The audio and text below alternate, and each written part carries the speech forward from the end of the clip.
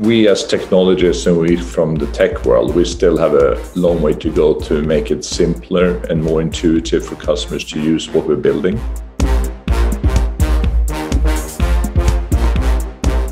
Welcome, Ulf Zetterberg, to BRYTER TV. I think you're the first one to join us who is actually part of the BRYTER family. I think I can say that.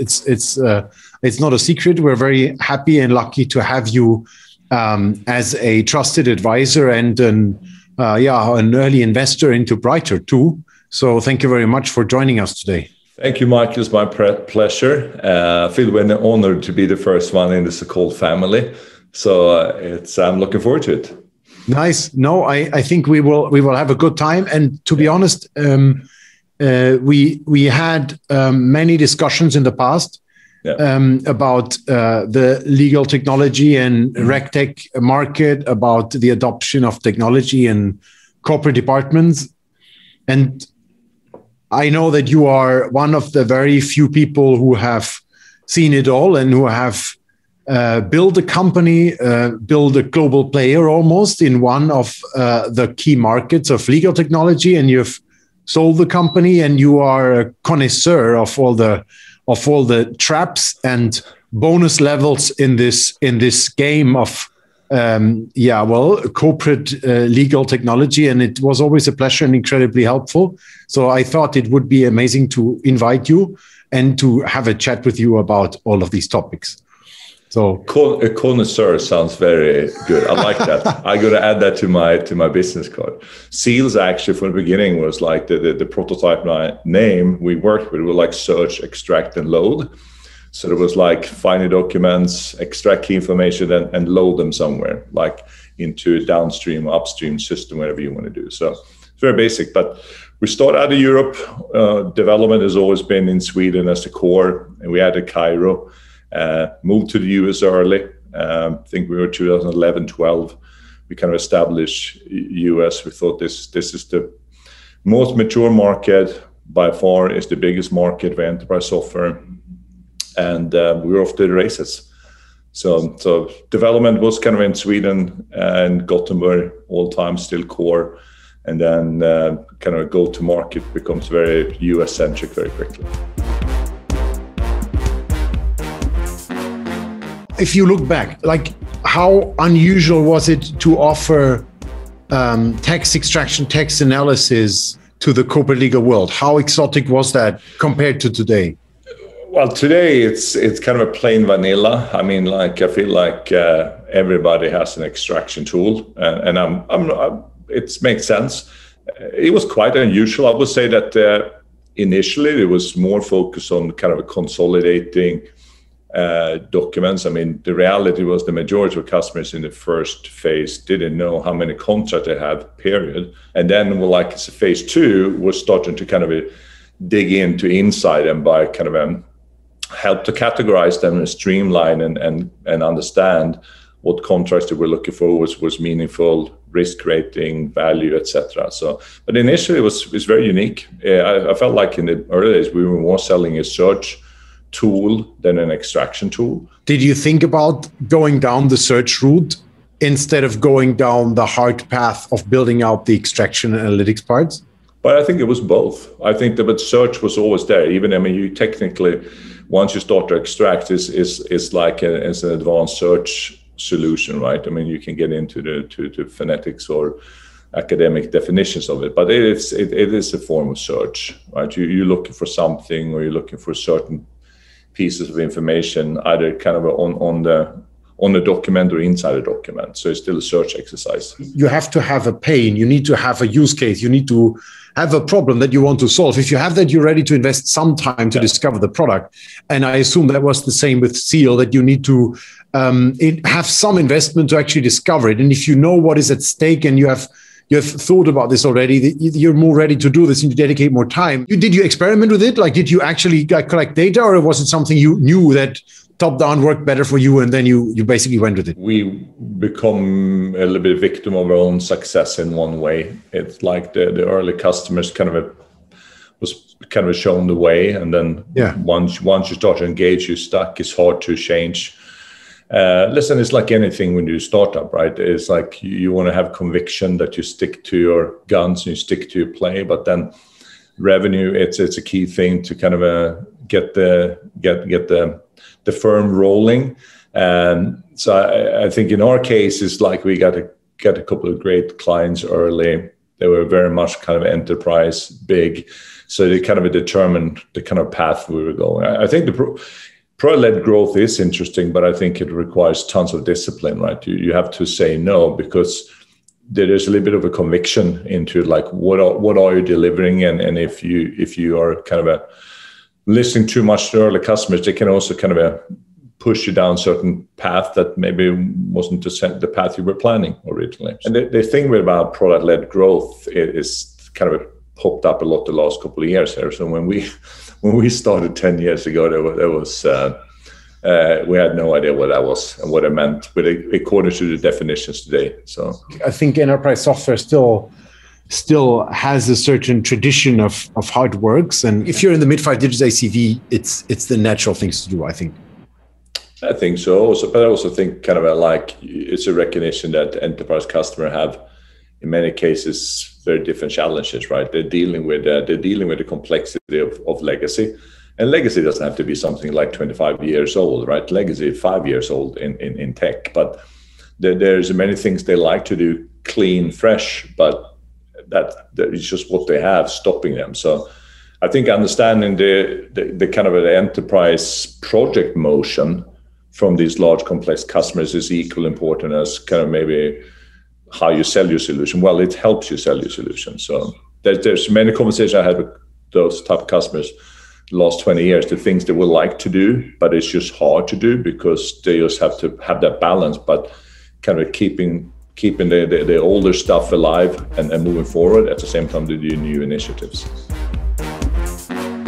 Was there a moment when you became aware of what you were doing there in the larger scheme of things? Was there like a turning moment where you realized like 150 years of legal work are currently changing? Well, not full service, but there's this thing we are changing.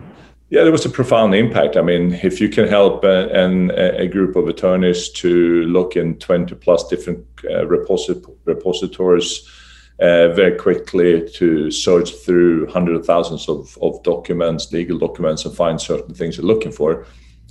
There were a couple of moments you felt like, okay, this is pretty cool. And like we know with software, right, you can test and test and test, but that every time you really get tested, there's a customer kind of take you up to the next level of scale. So that's where you were kind of praying it's going to work as advertised, and most of the time it did, and sometimes you have to kind of handhold it and patch it up. But those moments are the fun part of being an entrepreneur, right? It's like seeing your baby growing up in a way. Do you remember when you went from this is an idea, this is we test this through, this is a technology concept, and we're one provider, and this works, and this is here to stay? I mean, let's be honest. It's like initially you have an idea, you test it out. It's not fully baked. You're still in this kind of a thing. Like you can debate this is a version 1, there's a version 0.9 or whatever you want. But it's like until the first customers kind of start to use it, I call it production, not like in a test or POC environment. It's you don't know. And then, I mean, and that is, in our case, it was clearly like 1.5 up to 2 years until you know that, okay, we got something that works. It's not just like solving a specific problem and we have 5 guys with a screwdriver fixing around it. We actually installed a piece of software that worked as advertised. That was one of those kind of moments when you realize that we can actually build a company here. The word legal tech actually came from, I remember Googling in Germany in 2010, 11, and the only result that came up was a trade show, the legal tech trade show in the US. There was no German search result.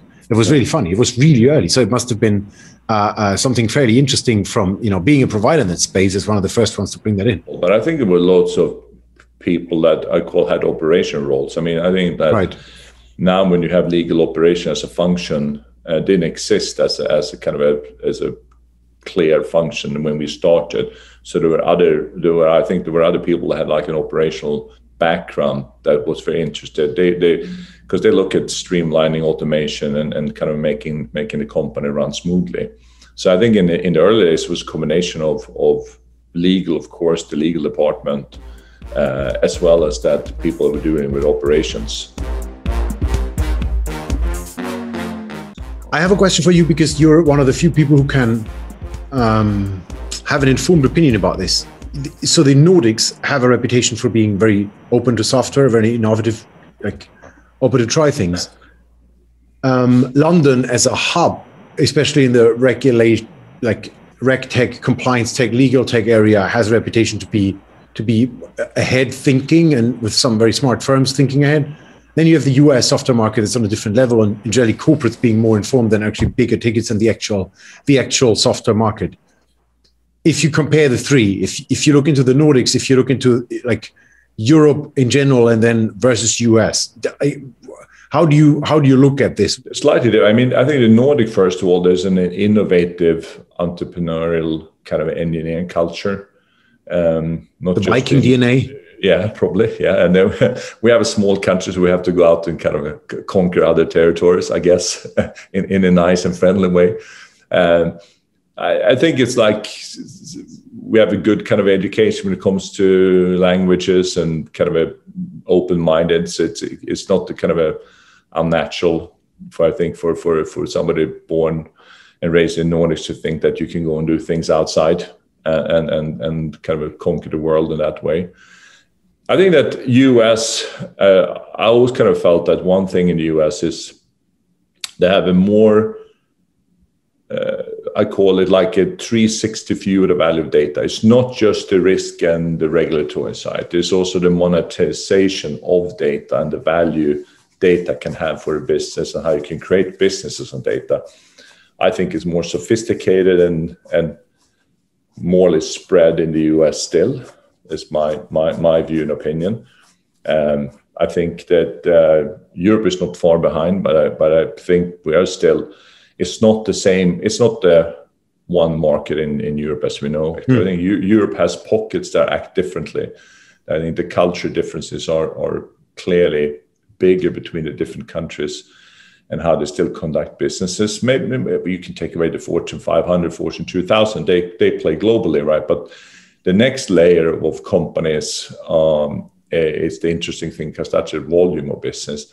There, I think there are more regional differences in Europe you have to consider, where I think US is a little bit more standardized actually there. Like it's not that big difference between a 15,000 company based on the West Coast compared to the East Coast. It's more similar how they go about business in my mind. Looking back, doing the full circle, 10 years of building a company in the legal tech space, what was the biggest difference between starting it and then looking back 10 years after your company gets acquired? How does that feel in having it done all and shape the business like that?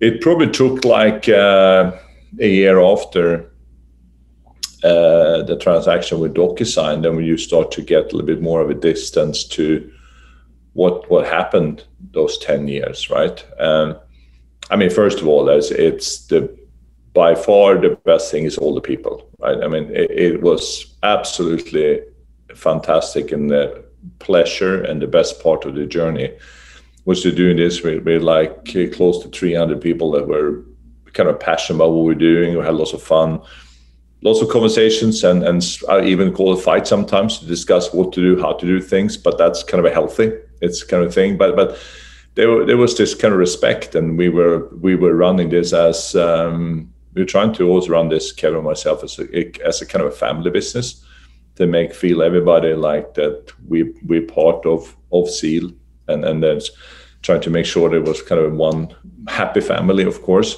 So I think that's the thing that you reflect first on, that you realize that you wish you probably had more time with certain people, certain teams, certain offices. And I have a last question for you on the market, especially. What is your, beyond the hype, broad stroke that is happening now in the enterprise regulatory teams, in the enterprise regulatory departments? What is really working and what doesn't? We as technologists and we from the tech world, we still have a long way to go to make it simpler and more intuitive for customers to use what we're building. I think are we leaving the customer in a better state after they have used our technology? I don't mean that we just necessarily solve the task at hand, right? But do we have an impact on how they do the work? And it's something that is also sustained. So it means it's not like a quick fix. It's actually something that change how to do something forever in a way, so they can move forward. So I think that ease of use and being very intuitive.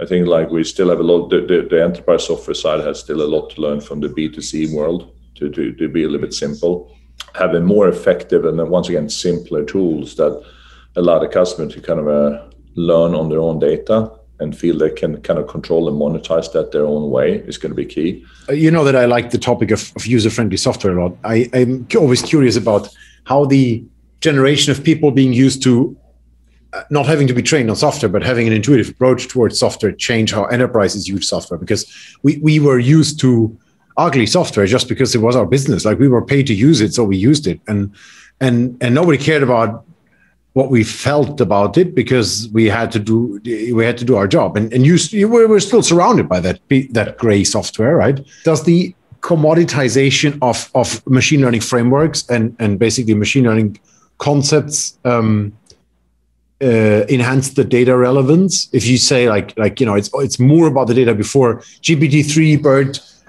do they have an impact on building a company in the text extraction space? Absolutely, because there are more startups than ever because it's quite easy to start a company because, right, as I said, the stack is almost built. But what we're all missing is that also means it's easy for a customer to use the same stack to build something themselves. They don't need to have a lot of resource and lots of competence to do that. So the simplification that drives lots of startups to kind of put up a sign and start a business makes it easy for many companies. And that's what I see the last couple of years and talking to many customers I'm close to, right? They sort of feel like, well, this is the same thing that we need to understand better ourselves. I'm a big fan of what you guys doing. So, I mean, there's a reason why I'm in the family, kind of arm's length distance, right? But I think that simplicity is key.